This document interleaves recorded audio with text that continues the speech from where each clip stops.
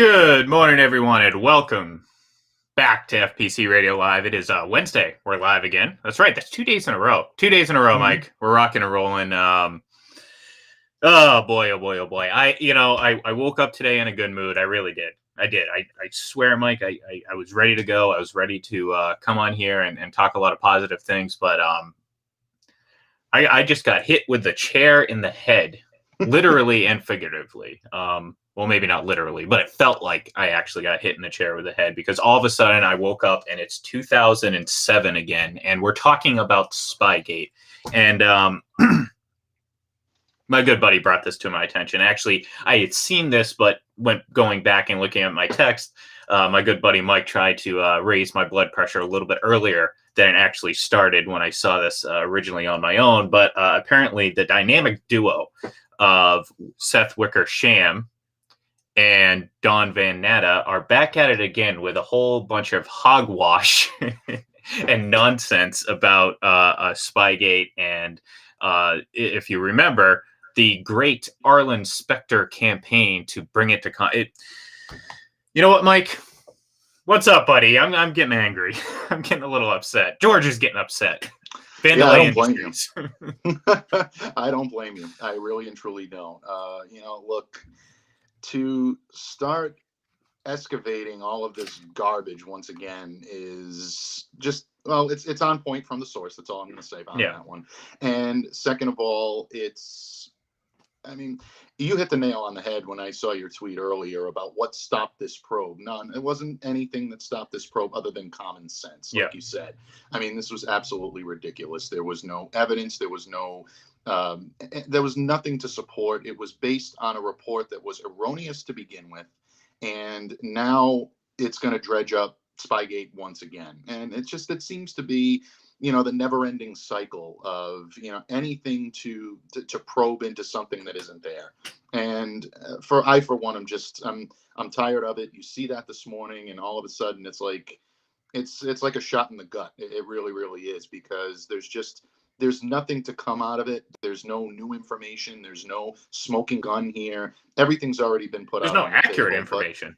Let's be honest here. This isn't just a rehashing of facts and well-known. No, this is rehashing of, at the very best, very loose circumstantial evidence, which, when you really break it down, falls apart very quickly. Therefore, again, one can only assume that the evidence and the notions put forth are just nonsense. And look, this focus of this, the premise of this story was that the famed Arlen Specter pursuit of the Patriots through the Senate or into Congress or whatever was stalled by Trump.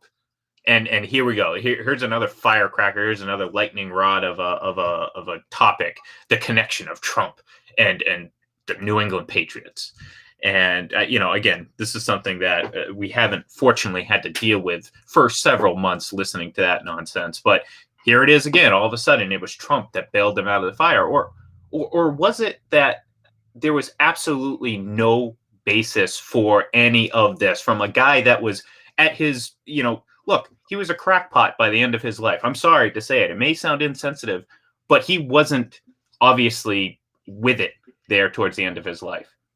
Look, it sounds insensitive, but if we're going to rehash this whole story again, we have to put it in proper context. This was a guy who had very deep ties to Spectrum Cable Network, that conglomerate, which, guess what, Mike, is based in Philadelphia. So you have a Philadelphia-based senator charging this campaign. I'm pretty certain at this point he had just flip-flopped sides too, from Republican to Democrat, or Democrat to Republican, or Republican to Democrat to Independent. I don't know. He was flip-flopping sides because, well, he couldn't win the race that he was already in, or whatever. I can't remember exactly what his deal was, but I know he flipped sides, allegiances from one party affiliation to another around this time.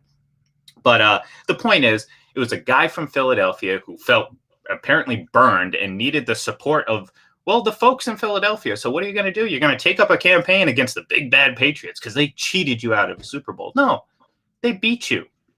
They beat you. Poor clock management.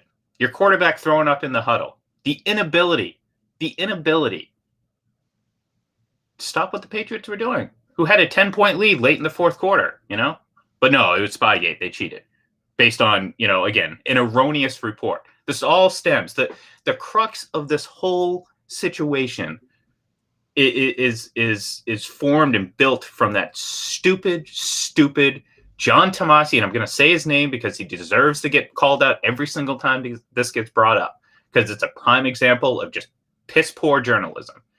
And to this day, I still cannot fathom how he covers Boston sports in this city at this point. And we sit here every couple months, something comes up. Oh, it's Spygate this, the big bad Spygate. No, knowing full well that all the critics, or all the people that actually mattered, their opinions, the Bill Cowhers, the coaches, everything, it's like, well, okay, so they broke a rule.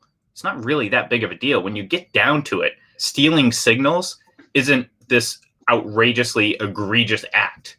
It just was made so by, well, people that hated the Patriots. And then, again, compounded with the false report that, again, adds 6 different avenues from what actually happened. And people are far more prone to jump on those avenues because they're more spicy. It's the whole big conspiracy, the only way they won 3 Super Bowls, blah, blah, blah, blah, blah. And it's just nonsense. And, the 2 puppeteers, Wickersham and Van Natta. And I know, look, I've heard many people, we're going to see this later. Don't you worry, Mike.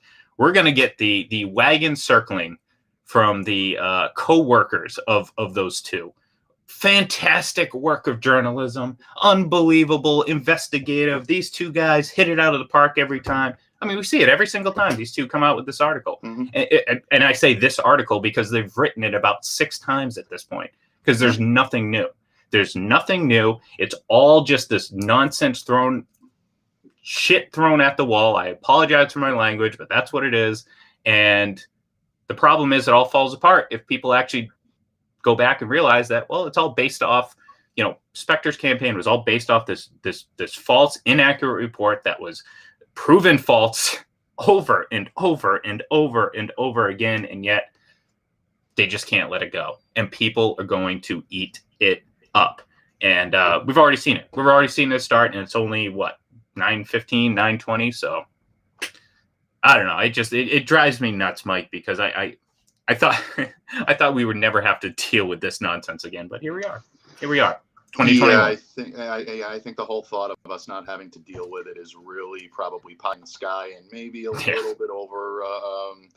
I guess over. I don't even know what word to use. I really don't. Maybe just a little over aggressive, over enthusiastic, over optimistic, I guess is the best for me to put it. Look, bottom line, this story is going to be there as long as there's an appetite for it, and there is an appetite for it. And what I'd like to know is what took so long for Shannon Specter, who supposedly is the source of this story, what took so long for this to come out? I mean, Donald Trump was president for 4 years while this story was still very much in the collective consciousness of everyone. All of a sudden now this starts to leak out. I mean, it's interesting. It really is, the timing of it, the validity of the sources involved, whether it's him or Charles Robbins or whoever. I mean, there's a lot. I strongly encourage people to look at all sides of this. Everybody's going to look at the headline. They're going to go, oh, that's it. Patriots cheated again. Yep, there we go. More evidence to cheated, and it's coming, and it's going to happen. Mm-hmm. And, the rational are not going to win out in this argument. It's going to be the lunatics that, the integrity of the league thumpers that are going to get up there on their social media soapbox, and they're going to start, screaming about how this team should be disbanded and they should be, and Belichick should be fired. And, these things are going to start coming down. When you read the actual thrust of the article, this is a probe, an opinion. That, in my opinion, does not have a whole lot of validity behind it. I don't care how much the wagons are going to be circled in its favor. Take a look at what it says. Take a look at the facts. Look at everything involved and make an informed decision. Don't sit there and take the word out of, I'll I'll bite my tongue. Look, just don't sit there and take it at face value just because it has 4 letters at the top of them, at the letterhead. That's all I'm saying. I'll don't worry. I'll take the grenade. I'll let my mouth run because I can't stop it right now. But no, I mean, look, it's all. None of this, like you said, it's all opinion, and that's all it is. That's all it is. Opinion that's wrong. It's not. This isn't subjective. This isn't. Oh well, you're entitled to your opinion, and there's there's no validity to it because again, it's all the root of this is based in a report that was false. I mean, it was false. Let's be honest. Mm-hmm. If you don't understand what Spygate was, it was the Patriots. Very. I would say. Brazenly disregarding a memo, which no one in New England denies that they, disregarded this rule and clearly didn't take it seriously because when this mandate, so to speak, was issued in 2006, it wasn't issued just to the Patriots. It was issued to every single team because guess what? Every single team was doing it. And the NFL wasn't really doing much about this beyond maybe just basic, hey, stop doing that or we're going to fine you. Well, guess what? It spun a little bit out of control, and the need to make a statement, a big-chested new commissioner had to come down hard. And you know what? No better team to do it than the 2007 Patriots. I mean, remember at the time, this is when the story came out, than the New England Patriots, who were just running, just all over the league at the time. So again, when you think about the facts and the actual circumstances around Spygate, it was a situation where they committed a violation in which they were, and people laugh and say, oh, that's not it. No, the reality of it is they were filming from the wrong location. Had they been in an enclosed area at an approved spot in the NFL, they could be doing exactly what they were doing, and no one would have blinked an eye. But because they were on the field, that led to this whole idea that they were able to and cue the montage music of like sending mail, classic sitcom stuff, and all of a sudden the tape goes from the videographer to the assistant. The assistant runs it to the locker room. The hard, quick working assistants now decipher it all within about 10 minutes. And they get this game plan to the coaches who are somehow able to now formulate that all within halftime to make these magical halftime adjustments. No, I happen to believe exactly what Bill Belichick said. They were doing this for the purpose of future studying, which, again, that makes sense. Was it against the rules? Sure. They got fined, and they got fined a very heavy amount. That should have been it. But guess what? Night before the Super Bowl, John Tomasi writes the scathing article about this tape, this walkthrough tape. The ironic thing is, there's an article where they're talking about the Rams having video equipment above in the Patriots area. No one talks about that. You got Marshall Faulk up here every time he gives, no, you don't know Marshall Faulk. You lost. You blew an opportunity. Your team blew an opportunity, and that kills you. That's what it is. It's not that you feel cheated. It's not that you think there's some injustice. You came into that game cocky as all hell. Oh, the St. Louis Rams, they're going to be the next dynasty. No one's going to stop them. Marshall Faulk. I mean, who were the Colts to get rid of Marshall Faulk? This is, guys, the greatest running back of all time. Well, guess what? You came in, you got yourself smacked in the mouth. That's what happened. You didn't get cheated. You got beat by a better team, a team that was more focused and clearly better than you at the end of the day. So, all this whining and complaining from those guys, the usual suspects, it's tired. It's just, it kind of shows who they are. And it shows that it's nothing special about them. They're just as crazy as some of these nut job fans who sit there and believe every single conspiracy theory that gets thrown out there. Oh, guess what? Bill Belichick was having 5 a.m.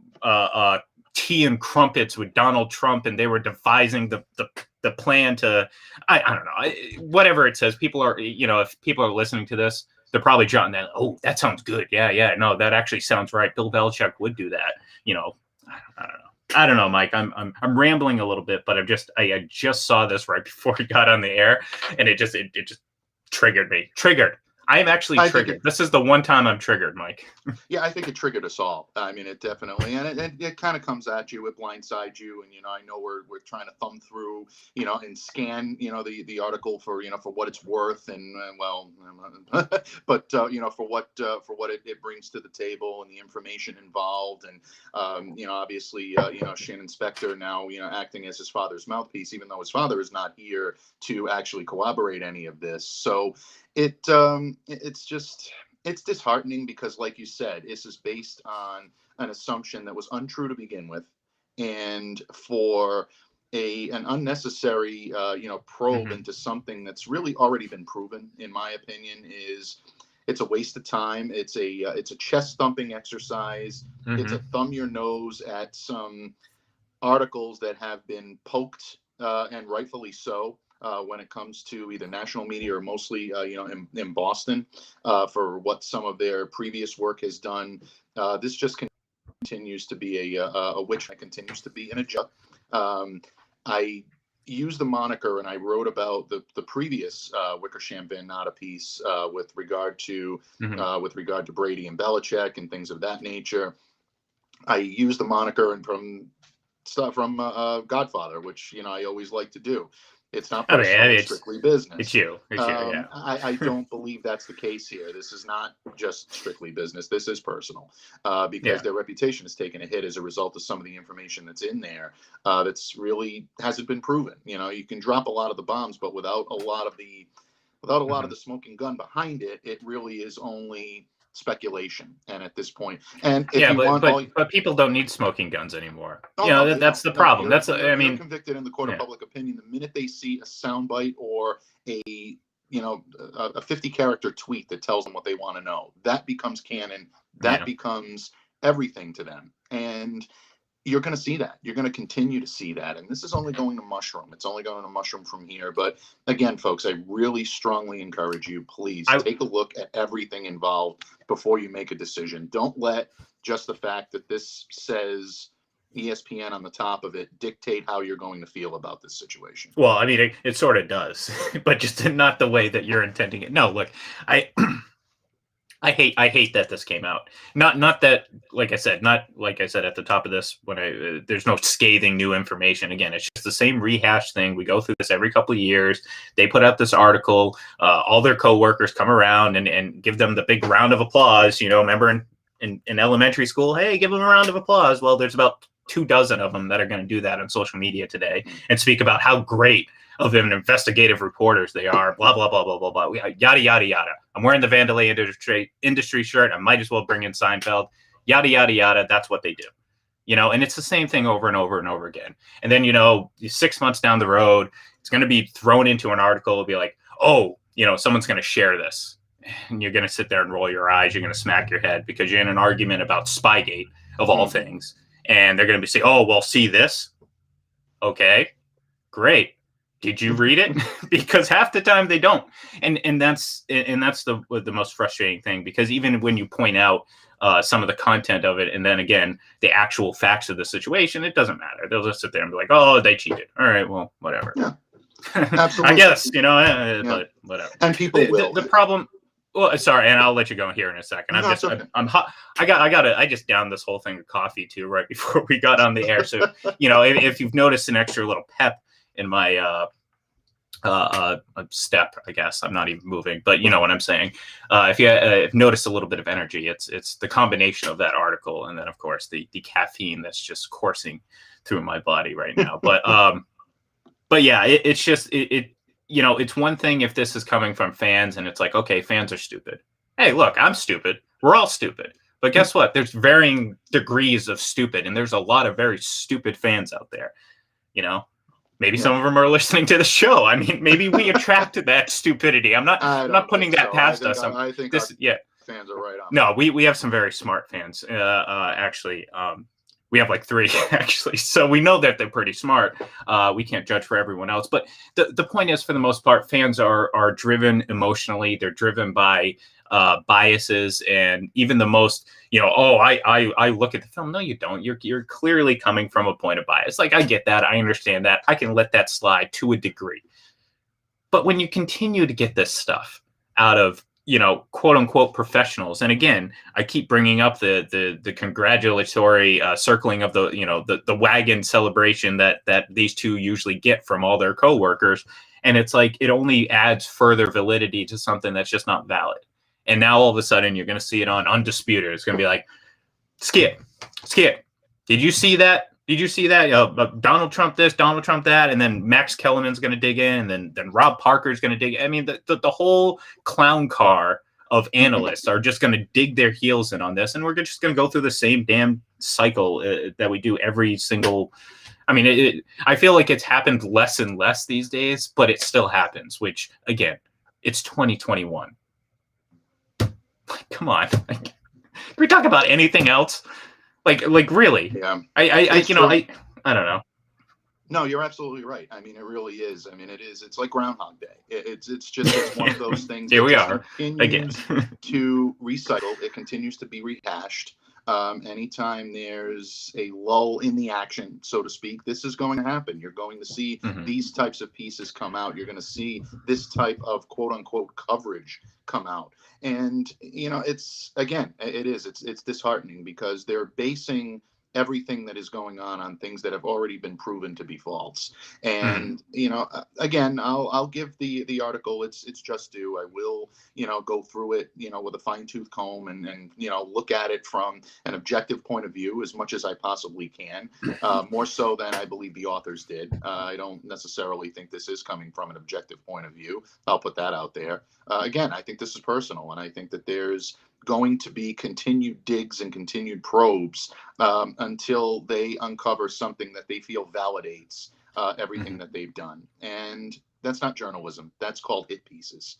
And that's how I feel about it. And I'll bite my tongue for a moment. I will bite my tongue. Well, my Kenny Rogers debate over here. He's always a lot more level-headed than I am, and he does that fine. I like that fine-tooth comb comment, by the way.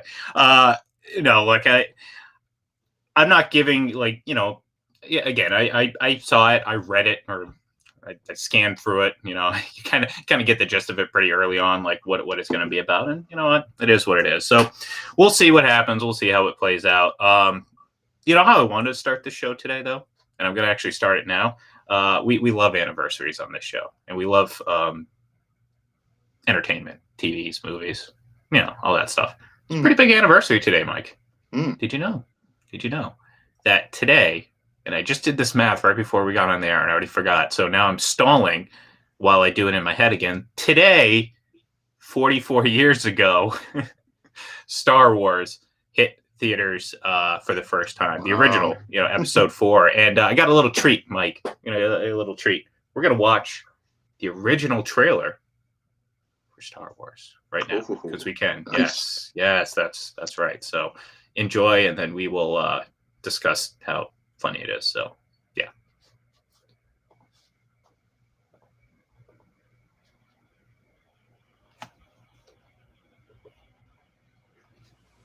Somewhere in space, this may all be happening right now.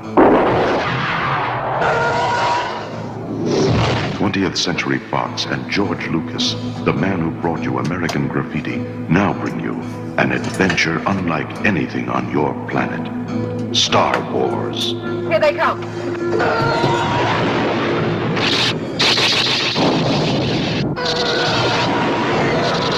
Coming in too fast! The story of a boy, a girl, and a universe.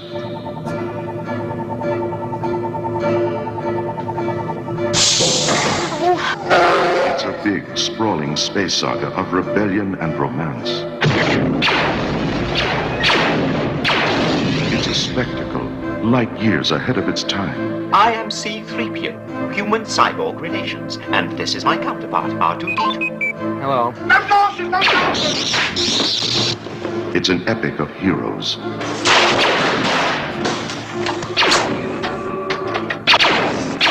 Good luck. And villains. And aliens from 1,000 worlds.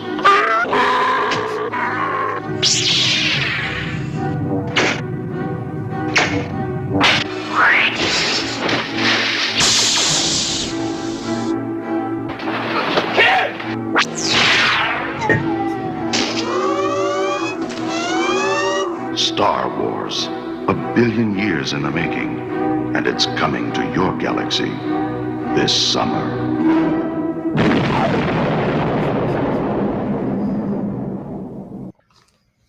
Gotta love it. Gotta love those sweet graphics. Gotta love it. It's great. It really, really and truly is. It is great. I'm gonna wear this the rest of the show. Actually, no, I'm not, because I can't see anything beyond this. But you know, Darth Vader's always watching, always watching.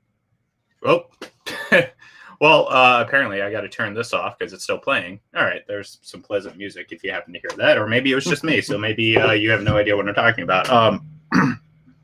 Obviously, we're both fans of the franchise. We weren't alive to go see the first one. I actually was not alive for any of the original three to come out, because it was 77, 80, and then 82. So that was a little bit before my time, but not before yours. I have seen them all in theaters though, because obviously they've, over the course of time, been overplayed and brought back for anniversaries and stuff like that. And I remember around the time, I believe that episode 1 was getting ready to come out, 99, right. 2000. I think they did a pretty big deal where they played all the originals. And again, I know they've done it since then, but I think that was when I actually saw them in theaters. So.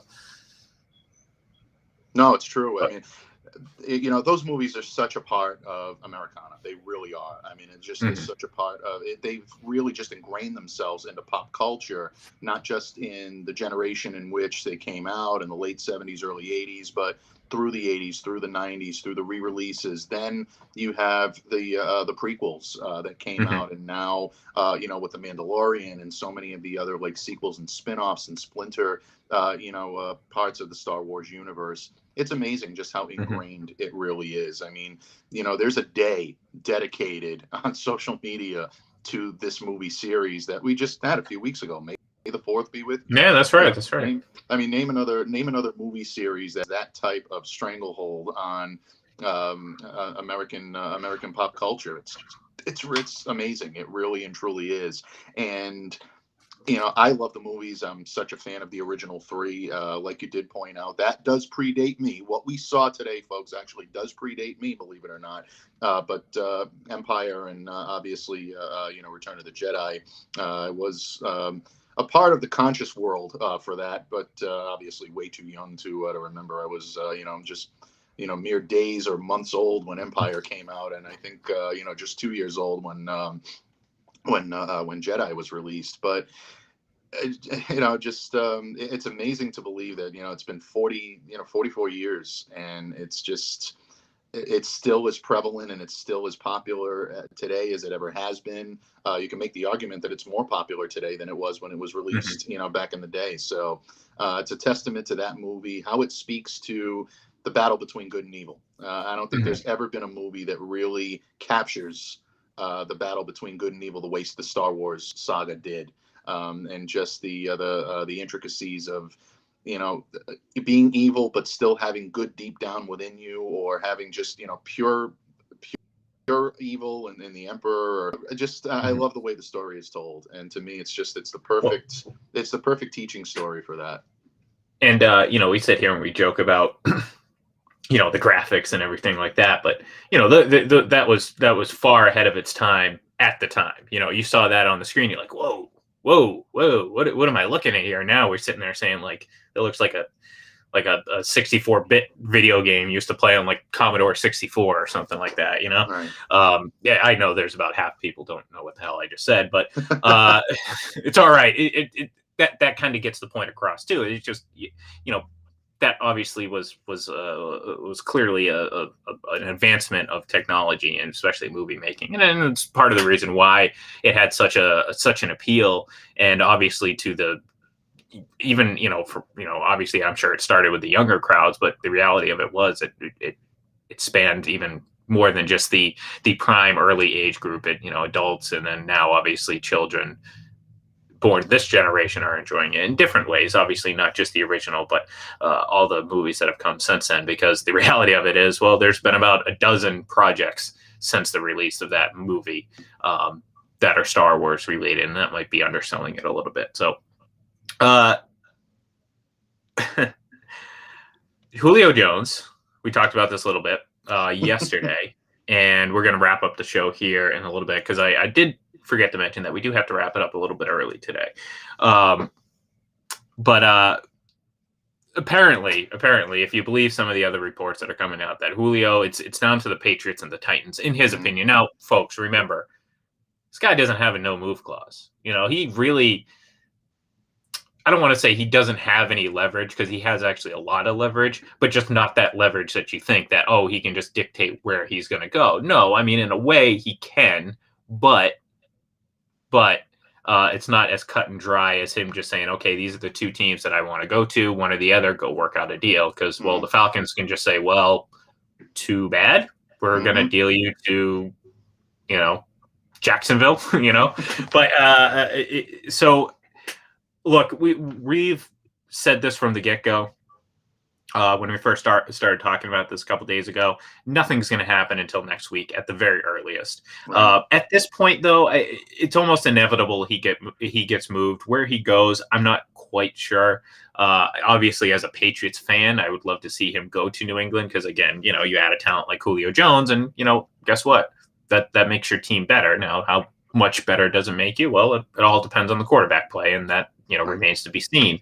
But I do think he gets dealt. At this point, I just feel like it's inevitable.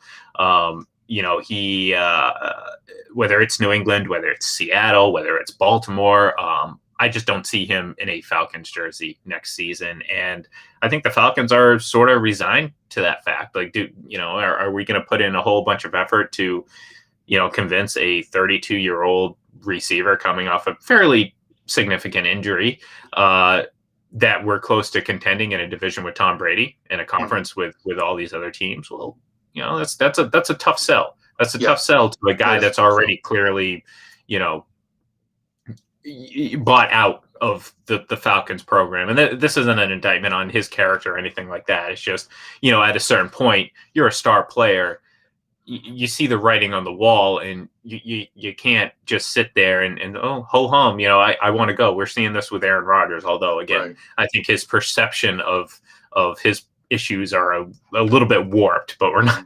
I've already ranted and raved today. I don't want to do that yet. I'll save that for Friday or Thursday when we have John on, John Sapichetti, because I can't wait to talk to John tomorrow, because not only am I going to talk about Aaron Rodgers, but I'm going to talk about LeBron James' Academy Award-winning performance the other night when he got the most devastating shove on the court from Chris Paul, and he withered in pain multiple times, drawing attention to himself. Yeah. But I will save that conversation for Thursday when John's here, and he can listen and he can hear me, because I'm going to have some fun with it. But when it comes to Julio Jones, I do think he has some legitimate gripe. I mean, this is a team, the Falcons, that I felt, individually in games, obviously Super Bowl 51, and in seasons have left a lot of opportunities on the board. I mean, they've had some incredible offenses. They've had some really good teams, and they've had great quarterback play from Matt Ryan for a decade. And they've made one Super Bowl and lost in a very humiliating fashion. So I understand his frustration. I understand that he looks at it as like, man, I just want to win. And I think, again, at this point, the Falcons are, they're in a tough spot. Are they going to move on, completely rebuild their team? Well, no, they drafted Kyle Pitts. So you got to imagine that they have some hope for, being able to be successful on offense and figuring things out on defense. But they're probably going to have to do it without Julio Jones. And look, it's not a terribly bad thing for them. They sometimes it's a little bit easier to just get this over with now, because, at some point soon down the road, he will not be here. And to, scratch and claw to get him back for one more season in which you're probably not going to contend, might not be a great approach by the Falcons. So I do think he gets dealt, and next week's really going to be that week that we're going to really keep. What are we going to keep, Mike? That's right. Sharp eye. We're going to keep a sharp eye on that whole situation, because, it'll certainly throw a curveball into the offseason and into the upcoming NFL season, because, again, Julio Jones goes to a contender, maybe a fringe team, all of a sudden you're like, wow, okay, we have to reevaluate where these teams rank. So, so final thoughts. Like I said, we got to wrap up here a little bit early today. So, any final thoughts, Michael? Yeah, I mean, I think you said it pretty much all on Julio. Look, bottom line, he comes out, whether you believe that the whole undisputed Shannon Sharp thing was premeditated or whether it was off the cuff. When he says, I'm out of there, I think that's pretty much a foregone conclusion. He's moved on in his mind. He's ready to move on. You look at the Atlanta Falcons, you mentioned the reasons why it makes sense for them to move on. First of all, monetarily, they're going to save a lot of cap space by dealing him on or after June 2nd. At the same time, they do have guys in the pipeline that can handle that offense. Maybe not right away, but they will ascend to another level. And that offense is going to be good in a few years if they can add some pieces around it. Calvin Ridley is still a capable receiver. Pitts has the chance to be a generational talent. And I think this is going to be the best tight end in the league in short order, maybe within the next few years. Really just an amazing dynamic talent. So from that perspective, Tennessee is an intriguing option. I mentioned that yesterday. Again, I would keep a sharp eye on them, but don't count out the Patriots in this as well. Apparently, there is a synergy and a desire for Julio to play alongside Cam Newton. And if Mac Jones is going to be the guy in subsequent wait years, a minute, Mike. Wait a minute, Mike. Wait a minute. Jones season on Twitter said that Cam Newton it sucks and throws the ball into the dirt. So why would an all-pro wide receiver want to come play with Cam Newton? I don't. That doesn't make sense to me. I don't know. Maybe an MVP pedigree, led his team to the Super Bowl, had a rough year last year, and seems to be throwing the ball a little bit better. Working with throwing coaches and working on his mechanics. I don't know. Just something tells me that Cam is willing to bet on himself this year. And until Mac Jones season. Mac Jones season said otherwise. SZN, yeah, I know. Yes, I know. Yes, I know. NFL sources with a Z. What season it's going to be when it starts. I love Mac. I'm the one that mocked him to the New England Patriots. I'm so happy that they got him. But don't discount and throw away Cam Newton for this season, folks. I'm telling you, there's something there, and I hope. You know what? Beyond belief, all I want is to see the player that earns the spot out of training camp get the shot to win this job and to be able to lead this team and lead it for the entire year. Best case scenario for the New England Patriots. If Mac goes in and beats Cam at his best, he deserves the job. But if Cam comes in and beats Mac at his best, he deserves the job. Anything less is just following an agenda or you're following your own personal preferences. That's not the way it works. And there's other reasons for other things, but we won't get into that because it might take an hour to decipher all that nonsense. But folks, thank you very much for listening to me rant and rave. Thank you for tuning in, of course. And join us tomorrow when I rant and rave again with John Sapichetti, and we talk about LeBron, we talk about Aaron Rodgers, and the unfortunately very disappointing Boston Celtics. So give us a follow on Twitter at FPC Radio Live, at Full Press Radio. I am at IGLEN31, and of course, Mike, he is at MDABATEFPC. Have a great day. We'll see you and talk to you tomorrow.